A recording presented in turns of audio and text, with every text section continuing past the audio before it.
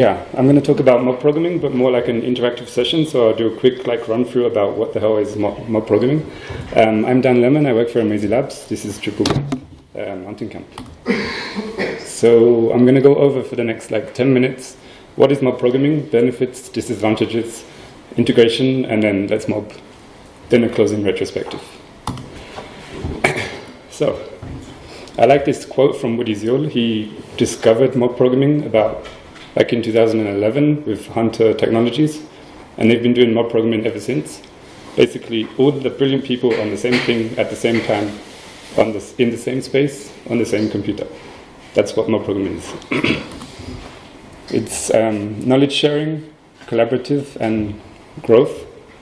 So knowledge sharing is because you have everyone, including your product owner, your designer, developer, all together in the same room, front end, back end. Collaborative because everyone's working together to achieve the same goal. And growth, I want to just quickly go on to what I mean by this.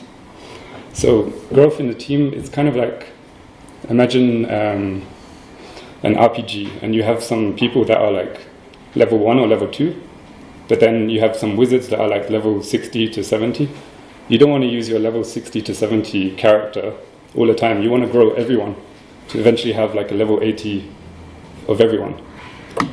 So in terms of development, you have a developer A who maybe produces really high quality code at the start of a project or the start of a day, and towards the end of the day or the end of the project, he's just very stressed out and just does whatever, and then the code is not so good. So that's the developer A. Developer C is maybe the opposite. In the mornings, they're just not so good, or at the start of the project, it takes them longer to get into it. And the idea with mob programming is that you get the best of everyone. So your code technically should end up like this, just higher quality in general overall. Cool. So what are the benefits for mob programming? There's an increase in communication, collaboration, higher level of team alignment, continuous learning, knowledge sharing, constantly deliver, code review, stronger team, more time spent programming. So what do I mean by more time spent programming? As a solo developer, you get stuck a lot, and you don't want to tell your colleagues that, hey, I'm stuck. You wait till the next day when there's stand-up, you're like, hey, I have this issue, but you've just spent half a day waiting. Or maybe you spend 3 or 4 days trying to figure it out on your own because you really want to do it. In mob programming, everyone has the issue at the same time, so everyone can quickly resolve it and get past it. Some of the disadvantages, because when I started to look for mob programming, not many people talk about the disadvantages. And at Amazing Labs, we've tried it out. As a web agency, it's kind of difficult, let's say. So there is an initial investment cost and risk. Your team has a specific velocity, and they can do this how they work right now, and it works fine. If you implement mob programming, they're not going to be at the same velocity. It's going to go down. It's going to be much slower. So it also requires a high level of trust between the team members. When you're up on stage, when you're going to be programming, you're basically exposing your weaknesses in front of your team, and maybe you don't want to do that. Coding becomes a bit linear and feels inefficient in the sense that you're developing line by line, where you could be doing front end and back end at the same time. So perhaps you might want multiple mobs per different feature. It can feel exhausting and overwhelming, especially for an introvert who's used to being in their own space and just working solely on their own. Yeah, and there is a risk of interpersonal issues and some friction. Let's say if people are more into tabs versus spaces or whatever, then you just need to resolve that straight away and get to it and continue. So, integrate into your workflow. This is just a few steps of how I did it for Amazing Labs. I took the whole team, put them together in a room. I set up the requirements, so 1 laptop, 1 projector screen, a whiteboard. We don't have one, should be okay. Pick a rather large task that includes some front-end and back-end work. Introduce strong style pairing and the safety guidelines. Set up a timer for the timed rotations and begin the mob session. Facilitate a few full cycles, as in, well, I'll get to that. And then close with a retrospective. So, strong style pairing.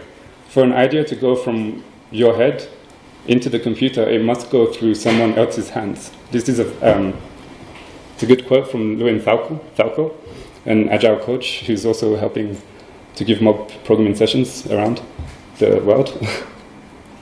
And this style of programming is all about increasing communication and collaboration. I have an idea, you take the keyboard. Communication is key. So, communication is key, the flow. I can't just tell you, hey, go to this page, type this thing, and so on, and then you'll be like, why am I doing this? You need to state the intent first. So, for example, I need you to sync the development database. Okay, but I'm not sure how to do that. So I'll give you the location. In the terminal, go into the Docker container. Yeah, now I remember how to do it. Or maybe you need a little bit more information, so you need more details. Then type drush SQL sync at lagoon.dev at default -y, and then suddenly you've synced the development database. Next time I ask you to do this, you will kind of already know, because you have the intent in your mind. So, some of the roles in mob programming. This is a very basic overview of mob programming. There are more roles, but we're just doing the one-on-one version of mob programming. You have one navigator, one driver, multiple observers, and then after 2 minutes, you rotate, the driver stands up, sits down at the end of the observer line, the navigator sits down and becomes the driver, and the next person in the observer becomes the navigator. As a team, you have to collectively know what you're supposed to be building right now. But once you're the driver, you don't have to think about anything. You shouldn't be just typing while you're on as a driver. You are typing, but you shouldn't just type because you know what to type. You should not think at all. You should listen to the navigator who tells you what to type. So you need to have complete trust in the navigator, which can be difficult because we're going to be doing this right now. And maybe we don't know each other so well. So the navigator leads the driver to what they must type, makes the final decision. That's important because sometimes maybe no one really knows what they should do, but the final decision goes to the navigator, not the driver and not the observers. Talk in the highest level abstraction. So basically the flow, state the intent, the location, and the details. Safety guidelines. Similar to like agile retrospectives, you want to have a safety space. So in mob programming, you want to start with just reminding everyone that they should treat each other with kindness, consideration, and respect. So yeah, timed rotations. Cycle everyone with a set time, for example, 2 minutes, and then the driver hands off the keyboard to the next driver when their turn ends, and that driver rejoins the observers at the end of the cycle. Whew. So I did a small adaptation of the prime directive of retrospectives from Noam Kef. This is to say, we understand and truly believe that the person who wrote the code before us did the best job they could, given the knowledge and circumstances they were in at the time they wrote it. And in mob programming, we have to think about this like, yes, someone else just wrote that code, or someone else drove that code to be written that way, but let's not try to refactor what this person just did. Let's just continue adding more code just because we want to get through this. Does that make sense for everyone? Yeah. Basically, let's not refactor during this small session. Otherwise, we're going to be here for a while. So, let's mob. Do we have any volunteers? Or should I pick people at random? No? If you could just come to the front. I should give a warning that you would be on stage in a way, but yeah. So we have one person. Ideally, we need like 4 people more. It doesn't matter if you don't know how to code, if you do know how to code or whatever. Let's have you two and Joseph as well. Cool.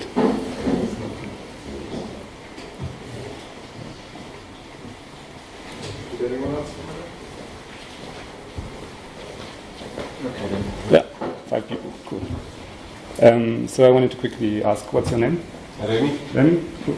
And what's your background? Are you a developer or designer? I'm a developer, more focused on front-end. Mm-hmm. Cool. And next? I'm Steve, and I worked with Remy 18 years ago, which is amazing. But I haven't coded since then. That's not quite true, but I haven't coded in years. And there's for anybody to see my current level of coding ability. I'm Andre. I'm a backend developer.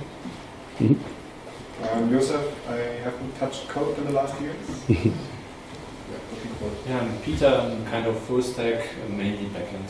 Cool, thanks. Could we just give a round of applause for the fact that they see up there? Right, so you have no idea what to do. And I'm going to introduce that to you. You're going to add a gallery page to the Drupal Mountain Camp website in 25 minutes. I'm not sure how we're going to get through this because I did a few ACs. We have there's a gallery menu item in the header. The menu item leads to the gallery page. The gallery page displays several images from Drupal Mountain Camp 2019. We can kind of pretend it's 2017 or, because I have some 2017 photos at the moment. That's all I have. Because the photographer didn't give me any of the photos so far. No, I'm joking. I can send you the links now. Right now? No, I'm joking. The displayed gallery images are added manually for now, so yeah. Okay.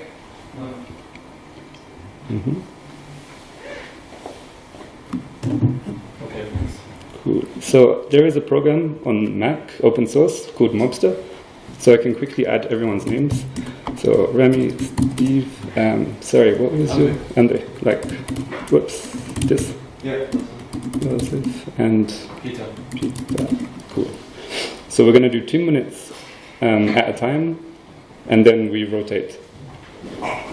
And Remy, you're going to be the first driver. That means you will type on my laptop, and Steve is going to say what you should do. But maybe you can also rearrange quickly if you feel like being in a different order. I'll navigate first if I have a lot of support from the other three. Okay, cool. Since I last looked at Drupal with the conversions. So, Remy. Yep. And Steve. Oh, do I need? Now I just need to... Oh, we started already. In the bottom right corner, you can see a small timer, and it's Remy who is driving right now. And Steve is given the navigation of what Remy should do. I'd feel great if my friends were all standing here behind me. Yeah.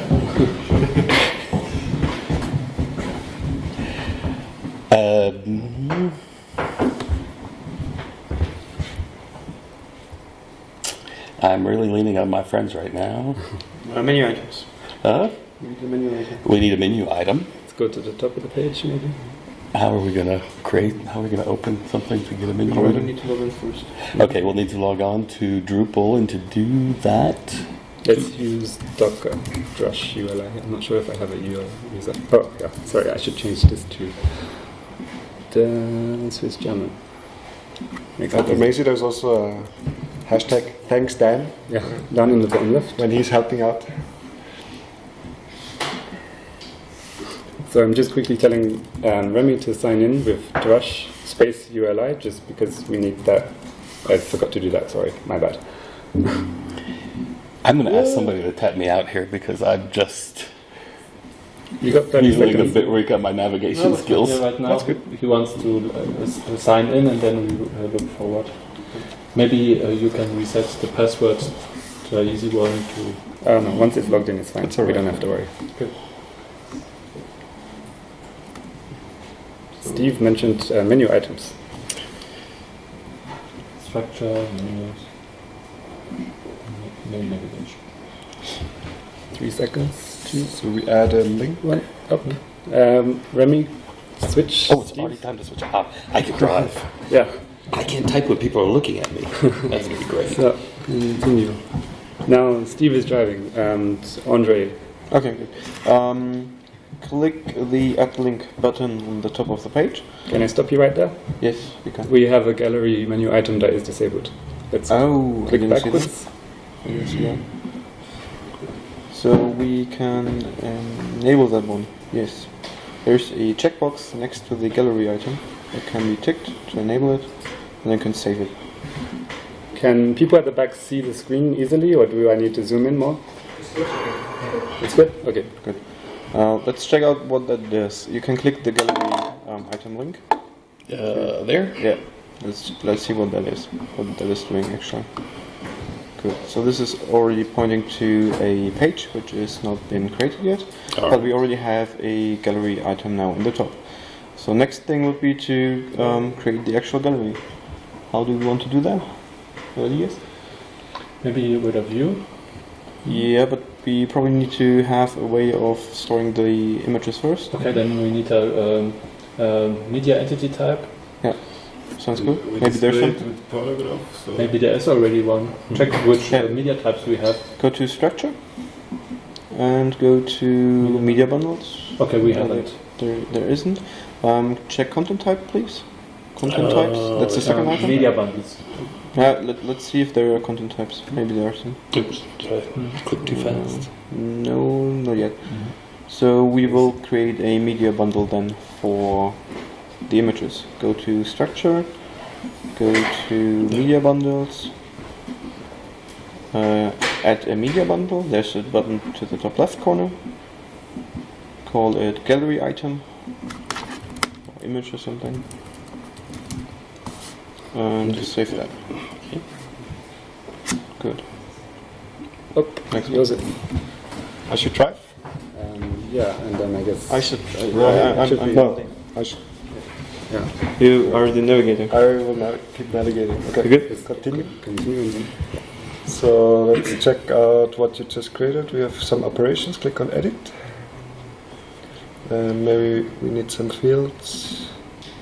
So I'd just like to point out to everyone, we're just doing site building in a way because it's just easier for everyone to get into something and actually feel like they're progressing. Otherwise, There's no tab I wouldn't- spaces discussions. kind of thing. Do we need a field? yes, we need to field. All right. Let's Image, well, let's add an one. image field or Maybe we already have an existing image field we can reuse. There's a file field, but maybe we need. The image field. Yeah. So call that image.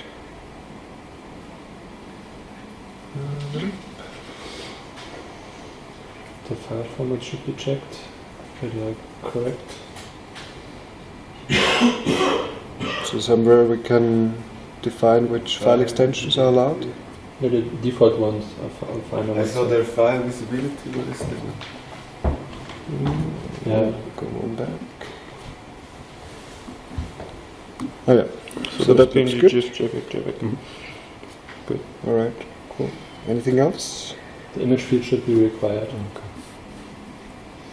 There's a field. required field yeah, Yeah. in the middle of this Yeah. form. Cool. So I think we can try to create an image entity.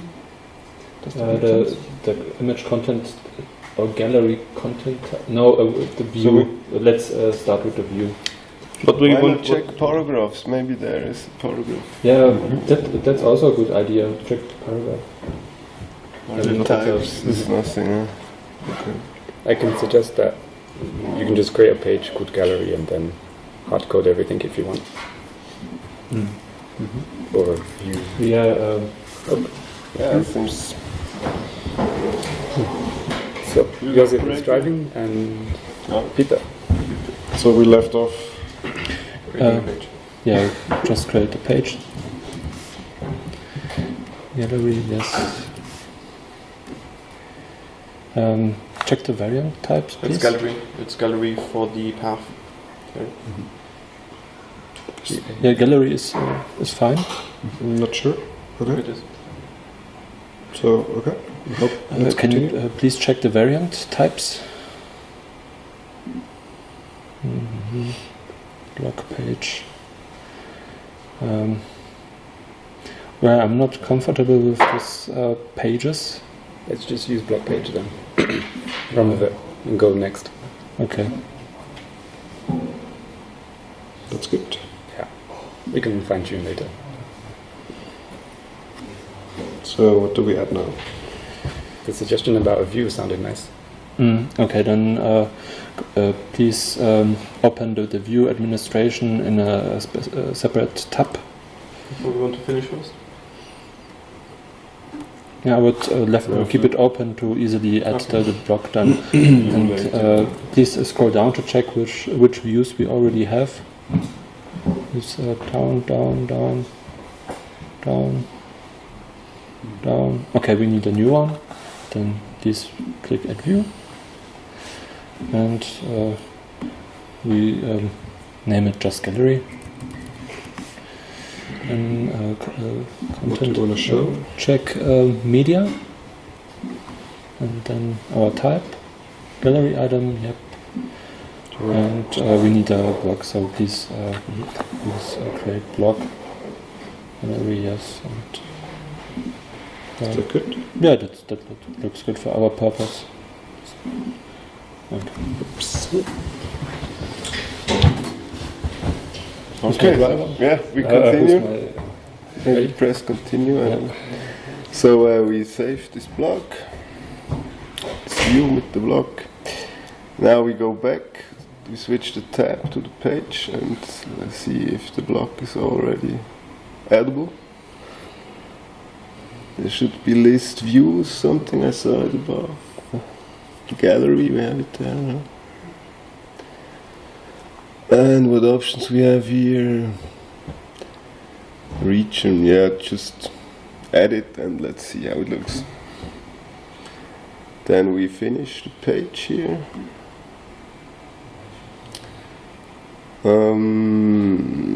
And now let's view the page. Or update and save maybe, I'm not sure if you need to press this. Okay, so how it looks like. Yeah, let's go to the Uri gallery. Yeah, thank you. Do what I say, please. I'm your operator. And now we have here nothing, and now we need to create the media entity. Because no media entity is there, yes. And now we need the wait to the gallery item, and we need now the images. Maybe you can You have help Slack us, open, you can also use the 2019. No, just go to the desktop. Desktop. Close. No, desktop. Middle. Yeah, and then in here. Is this I one just to take one. Let's just make a try with one image and see how it looks. And A name? image 1, gallery item 1, demo. Yeah, and as alternative text, we repeat it.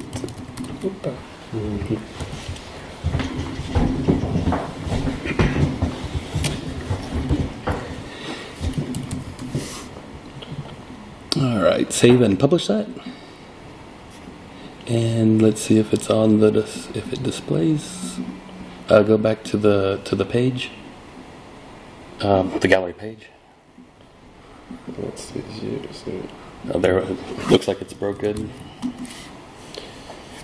yeah, what's Oh, well, now?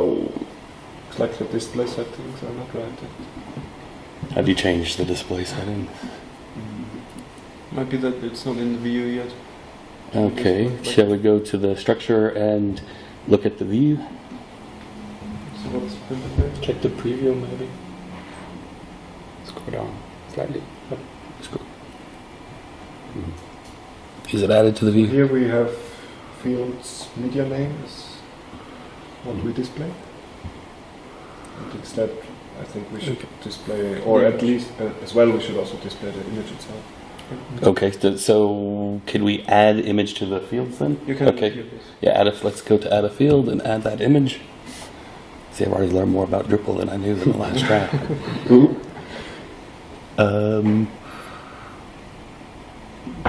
Do you select it there?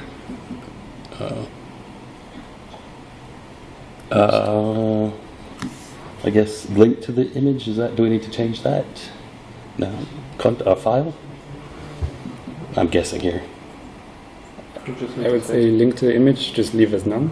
Okay. And image style, maybe we want to change that. Okay. Smaller maybe. Yeah, the large is not really large, but Just just go with medium for now, or thumbnail maybe. Medium. Let's do medium. Apply that. Can we apply that? Save it, I guess. Oh, There's view already. Looks okay.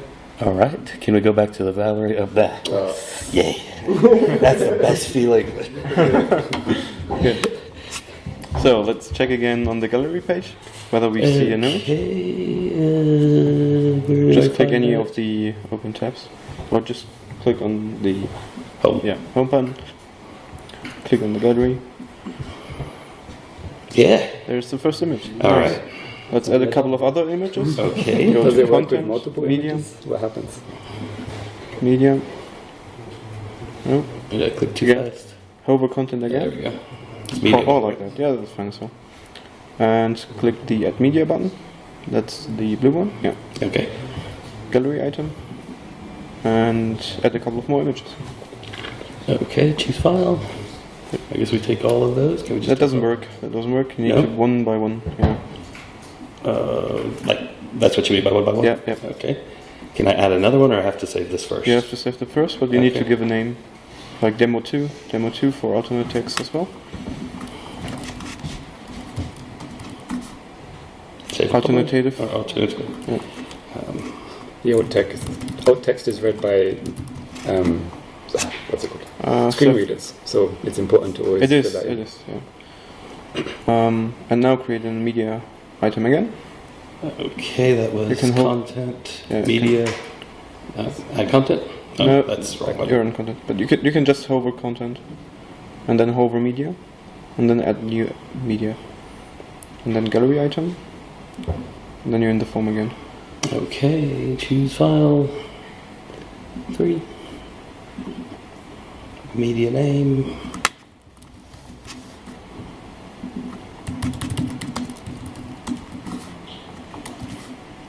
Save it. Save and publish. Now we can check again on the site maybe how it looks. 3 items make a gallery already, I think. So Somebody else gets to check. Cool. Where did we leave off? I got distracted. we added 3 images so far, and we checked on the gallery whether we see those 3 images. Maybe we can check if we satisfy all the acceptance criteria so far. The menu link is not linking to the site, as I remember. It is. See, It is, no? it is already. So first one is good. There's a gallery menu item in the header. Second one is Leads, good. second one is good. Several images, it's good. Okay. Images are being added manually. All Okay. good. Yay! We can think about the size, maybe. Yeah, they're small. I mean, this doesn't really look like a gallery, so we. So who's the product owner? I can create a follow-up ticket and then get that. Make it nice and shiny. Cool. Thanks everyone. Thank you. Thank you. So,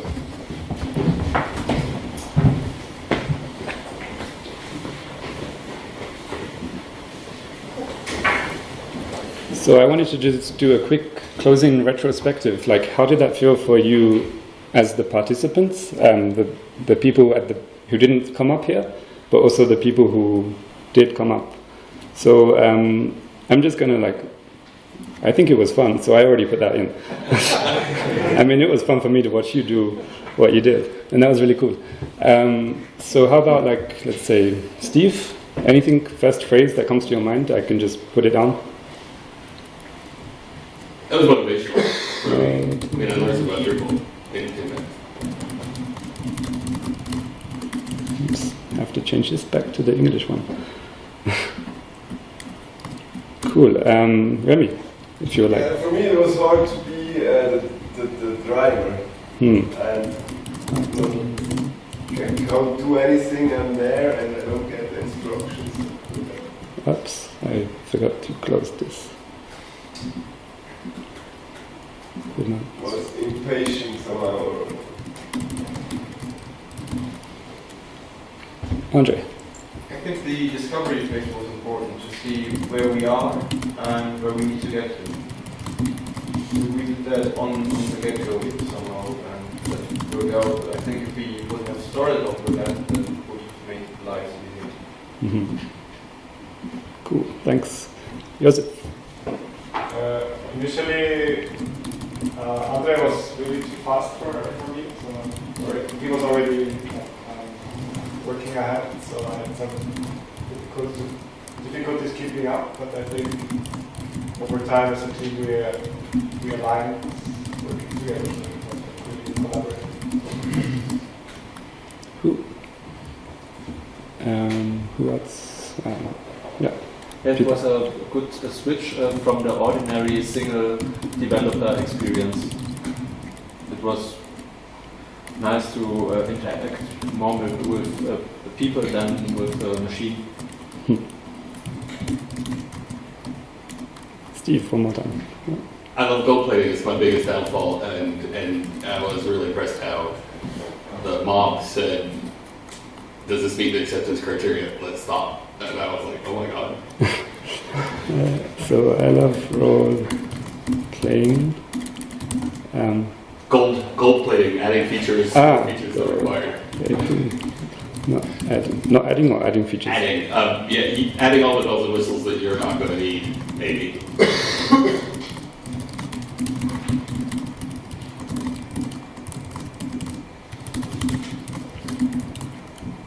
Does that sound about right? Yeah. Okay, thanks. That's because the mob told me to stop, and I'm like, okay. Otherwise, I'd be here till midnight. Kind of try and get this onto one page. Unless I had something like a fondue dinner to go to. Cool. So, yeah, that was fun to do. Did the audience notice anything? Yeah. I wanted to ask one thing sorry, about the model in general, because there was very little debate. Mm-hmm. Is that intentional or okay? Maybe these people that know each other so well, because I guess even for these tasks there would have been 20 different ways of doing it. Right? So you can make a node, you can make a media, you can make a view, you can make a panels page, and there was very little of that. Mm-hmm. So how is this supposed to? Because there are some architectural choices that you should make, Mm-hmm. and is then the responsibility of this navigator, or do you decide as a group? Because I guess that if the theme needs to be owned by everybody, it cannot just. To me, one thing that is not so clear is that so Stefan was the navigator when we had to decide whether to make a panels page, and he has decided to do it. So now we have to go with a panels page. So that is very interesting, but that would be my question. Yeah, you do end up making a lot of architectural decisions very early on and very quickly. For this mob session, I just wanted to make sure we get through something. So I was like, okay, let's not do any debate. Because you can technically, as the navigator, just discuss and not actually code anything or not tell your driver to type anything. And as a driver, you can also opt out.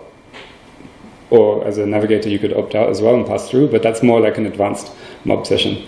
You could also have people who are say librarian role, someone who sits maybe towards the side, and anytime you have a problem and you're like, okay, is there a contrib module for this? That person will just quickly check if it exists, rather than disrupting the flow of what's currently going on inside the IDE. Josef, did you have a quick comment or question? I just wanted to say I'm glad you brought it up, because for me the discussion part was also kind of missing. But I think maybe it's really intentional that we move fast to experiment, and then later the idea will be refactored. Yeah.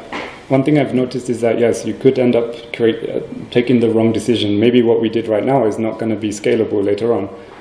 But as a whole team, we've already invested in it. So maybe we feel less likely that we want to change it, or we feel okay with changing it. One thing, I think it was also Louis Falco who said, just implement a change that, let's say, for 2 weeks. So let's say there's a debate going on, and let's say it's tabs versus spaces, whatever. Implement the change, everyone does tabs for 2 weeks. And after that, if everyone is still against tabs, then switch back to spaces. And then no more talking for the next 3 months about tabs versus spaces, basically. I don't know what you and Llewellyn would say, but as a navigator, I would kind of expect and hope for the whole team to be supporting me by coaching me on how to navigate if I was in a weak spot. As navigator, I think I would ask people to trust where I was going, but since I actually was in a weak territory, I'd also be looking for the rest of the team to be, which you did, the rest of the team did, coach me. And if I knew the team and we'd been working together for a while, I think that'd be really natural. It felt a little awkward because we had never worked together in that way before. Mhm. But yeah, and to that question, I would expect the whole mob to be contributing actively, and even the driver. I know you said the driver's not supposed to think, Yeah. but I would not. As a driver, I also didn't turn off my thinking, but I also needed to trust my navigator, and rather than say, "No, I'm thinking and I'm disagreeing with you, Mr. Navigator," I think, okay, now sometimes I might express my thoughts by looking at the navigator, kind of like, "You sure?" But then when the navigator says, "Okay, all right." Cool. Yeah, Martin. The transition from navigator to driver is tricky because while you're navigating, you're probably several steps ahead of where the driver is. And then you get at the keyboard, and the temptation is just to do all the things you've already thought of. Mm-hmm. Meanwhile, the new navigator is getting their heads around where they're going to go. So have you picked up any experience of how to manage that best? Perhaps people in the mob team could say if they felt anything like... Yeah. I think if I ever going to implement this with my team, I would add a planning phase before doing the actual mob programming to really outline how we want to architecture, how the architecture should be looking like. Like if we're going for content types, or if we're going for media items, if we're going for view, or if we're going for paragraphs. So these kinds of things would be then already planned and would be like part of the acceptance criteria, which would have made it probably easier to follow and to go through. Mm-hmm. I would ask why you didn't do that planning during the mobbing itself, like while the whole aspect. Yeah, continuously, you could have done the planning during the mobbing, but we wanted to do as fast as possible, so we just skipped over that a little bit. Always at the back. For the observers, I thought that observers are there to observe, but as I see that observers are pointing out, so do this and do that. Mm-hmm. So they are like also on navigator's side. So it's a bit of difference. Cool. What do you think about placing the person with the less experience as a driver for a longer time? So yeah, in pair programming, you end up having a driver, so the person typing, who maybe is not so experienced, paired up with someone who is much more senior, who is the navigator. And that happens a lot, that in pair programming, it ends up being the navigator just telling the driver what to do for a long time, which is good for the driver because they build up this experience, this knowledge. Like, you could tell them, hey, implement search facets. They won't know what that is. But then you start to tell them where to go, and then the next project you tell them again, do that, then they do it. But they want to understand the background of why they should use search facets or something else. And that's kind of a downfall to pair programming in a sense, because the senior developer basically doesn't hone his skills still. He doesn't continue, he, she, it, person, whatever. Doesn't continue typing code. And you need to still recycle and go through and try to stay on a strict timed rotation in pair programming. In mob programming, it's just a bit easier. So yeah, if the driver is someone who hasn't touched Drupal in a very long time or isn't technical at all, they will pick up some stuff. But when they're the navigator, they feel a bit like, what do I do now? But they have to ask the team. So does that answer your question? Probably not. Yeah, it answers my question. Cool. I see that we have 8 more minutes, so if you have any other questions. Yep, go ahead again. I was just thinking about what you were saying before about the planning phase. I don't know much about this, this is the first time I hear of it, but it sounds like it is a bit built to avoid the fact that there's somebody who dictates somehow how things should be done, right? Mm-hmm. These roles are rotating and so on. So I wonder if you do the planning in terms of deciding how something will be implemented outside of this, then I'm just wondering if that somehow messes up the... I never did that before. The thing that really is, I cannot imagine doing mob planning for architecture if you're doing large-scale code. If you're into performance optimization and you have someone on the team who's very into this kind of stuff, a junior developer might tend up to build things which might be filling out all the acceptance criteria, but might not scale. And we usually avoid that by dictatorship, so to say, or at least I pitch my idea to the team, and they might have some ideas themselves. So we add them or we don't, depending on the idea. But it's really tough. It's really tough because most of the stuff that you build right in the first place, you don't need to refactor later on, and that stuff that will not break down in production, basically. So, yeah, I understand. I don't know. I guess maybe this. In the end, it's people again, right? So if there's a debate, people will be trusted, or somehow their opinion will emerge also depending on the level of trust that you have. So, you know, if you join a team, normally there's someone much more senior than you and trust them. So I was thinking of just committing this to development, making a PR so it's on the Drupal Mountain Camp website as a pull request, and then maybe finishing it off a little bit later today. I can force push later on to add your emails so that you get co-author into the GitHub. So mob programming session on making gallery page. Should I write anything for the message? Steve? Should I write whatever you want? Okay. I wanted to say something else, but okay, I'll just comments on mobbing or something. I don't know. So I'm just quickly pushing that upstream and making a quick pull request to the prod branch, and then I'm gonna click merge. No? Okay. Mob. Let's just call it.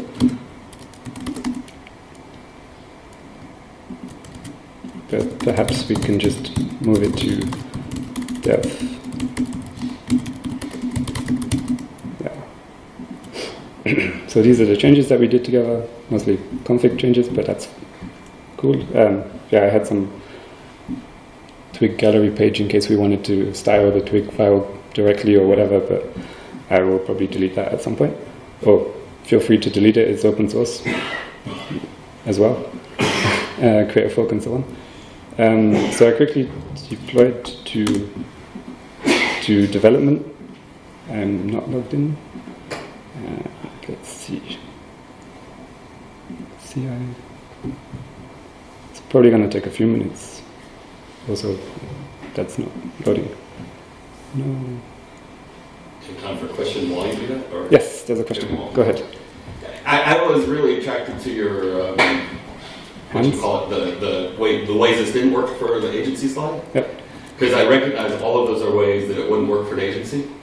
And I also could think in my mind of solutions for all of those that would work for me. So I would wonder if how retrospecting with the team, I guess it's not really a question. I guess I'm saying I think that retrospecting with the team, you could address all of these disadvantages. That's my suspicion, that since I haven't done it, I may be wrong. Yeah, I mean, some of these disadvantages you can eventually get past, like the initial investment cost and risk. It's just an initial one. Once you get the team used to doing this, let's say like every Friday you do a 2-hour session, get together. So it's not going to replace the work. I know that in Hunter Technologies, they do mob programming 24/7, basically. I mean, at the work office. Yeah, but they are different. Coding being linear, if you have enough developers, you could have a back-end team that does the back-end part and the front-end team does the front-end part, and have developer and product owner in both teams, just to make sure you have shared knowledge about what they're building. So I know somebody else who works at Hunter who tells me that all teams don't like mobbing. I'll just say that. Woody's team loves it, and several of the other teams, and then they've hired other people to help the ones that don't love mobbing love it. Not in a bad way, but this feeling exhausting thing, for one thing, at Hunter, the team decides how much they will do. It's 24/7, but they decide how many. It's not actually 24/7. It's 24. It's 6 hours of the day or 5. It's up to the team to decide. They do it every day, but they decide how many hours to do it.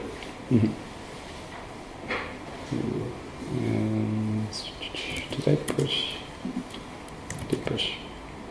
Would you use a 2-minute rotation in real life? Yeah, so the rotation timing, I use 2 minutes, and that's partly because of, let me go back to the slide. There. Because it's kind of enough time to just start typing something for the navigator to tell the driver, hey, look, go to this page, do this thing for me. If you do it 1 minute, I think it's way too short. If you do it longer, in this kind of 1 hour session, not everyone's going to get through and actually like be able to type some code. And that's what I wanted, is to just do a few full cycles. So 6 people times 2 minutes, and then do 2 full cycles, 24 minutes basically. I think we cut it a little bit early because we kind of technically finished the ACs on time, so that's cool. We could have continued going and doing styling, but I didn't want to spend too much time on that. What would you do in real life? In real life, I would try to eventually, so we did it a couple of times, and we started on 2 minutes, and then I increased it slowly to about 2 minutes 30 and 2 minutes 40. And I think the longer the team is more used to mobbing together, the higher you can go, maybe to 10 minutes. But it depends on the size of the team as well. We do have a session starting in 1 minute. 1 minute? Okay. Last question? Yeah, are you doing planning and like diagrams for how the architecture should look like in mock programming as well? Yep. Was that a question? Sorry, I That don't. was the question.